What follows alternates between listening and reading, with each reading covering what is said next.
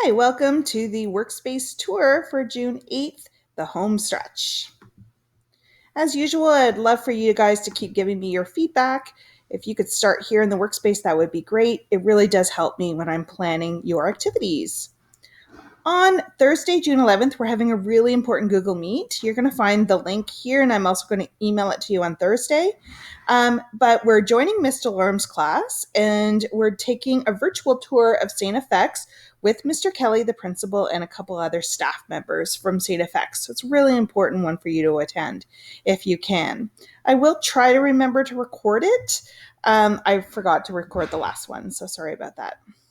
Hopefully, you're still working on your sticker books. Grab the stickers as I give you feedback on your work, and you can put them there. This week in religion, we're doing a really special activity, especially in light of last week's racial tensions in the United States. I thought it would be a good time to talk about mercy and justice. So, we're going to be looking at the parable of the Good Samaritan. And then what we're going to be doing, your task is to write an intention for our neighbors. So you're going to learn that your neighbor is not just the person who lives next door to you, but other people in the world who need mercy and justice. So if you can write a prayer intention here for someone in the world that you think needs your prayer, please don't be specific and give specific names. Try to keep them general in nature. And then I'm going to make like a little movie and share it on my Twitter. Back to this our home stretch workspace. Here are the extra activities. You could be making stickers. You could be giving book reviews. You can be listening to 6 minutes. And there's a brand new 100 word challenge. This one's a little different. It's emojis. So you have to write a story based on these 3 emojis. And I'm not being as strict about the 100 words. So if you want to go over the 100 words, you're totally welcome to. Remember, all of these activities in this area, the rainy days, are really meant for rainy days in June. It's beautiful outside. Go outside, ride your bike, play in your backyard, go for a walk. Don't be sitting on your computer. For language arts, we're going to continue making our board games.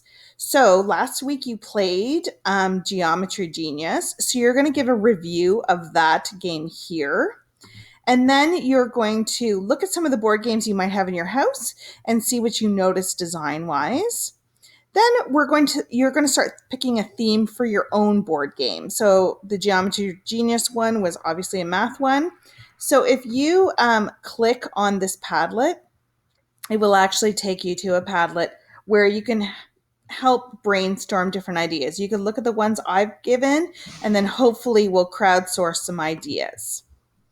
Then as we keep going, you have a couple other things to do. Start brainstorming and come up with a great board game topic.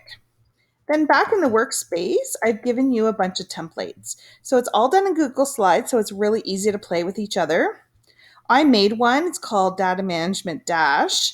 And I wrote out the rules here, and then you can play my game here. So I use my little Bitmojis, and then you can use the dice here to play. And then I have a couple cards. I was enjoying the beautiful weather today, so I didn't spend a ton of time on this. But you guys actually have 2 weeks to work on this, so I would hope that your game's going to be better than mine. I've given you a little tutorial on how to do this because as you can see, all of these are the background. They're not clickable. So I teach you how to do that. If you don't want to make your own board, you don't have to. I've given you a whole bunch of templates here, and you can just delete the ones that you don't want to use. And then there's game pieces here for you to use, or you can make your own. The rest of the slides basically tell you how to do all that, and then you can also use my movie. Right at the bottom here is where you're going to write your instructions, and then you can just delete all the other ones except for your game, and then leave it and submit it in the workspace. You do have 2 weeks to work on this, so I'm expecting pretty good things. And then we're going to play it the last week of school. In math this week, we're going to start with a warm-up like we always do. This one's kind of fun. Maybe you've been to Costco and you've bought one of these giant containers of cheese balls. So I want you to make an estimate that is too low, too high, and just right. There's 2 slides here, so you should be able to find a place to do that. It's just really working on your estimation skills. Then we're learning about big data this week. This is a Pear Deck lesson as usual. But you're going to be able to kind of look at different data.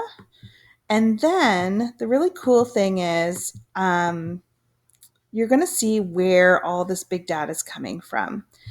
It's really interesting. And then there's this movie you're going to watch all about deer data, and there's a really cool data project that 2 women did. And this is their graph that they made. Then once you finish that lesson, you're going to come down here, and this is your performance task. And I've actually given you 2 weeks to work on this as well.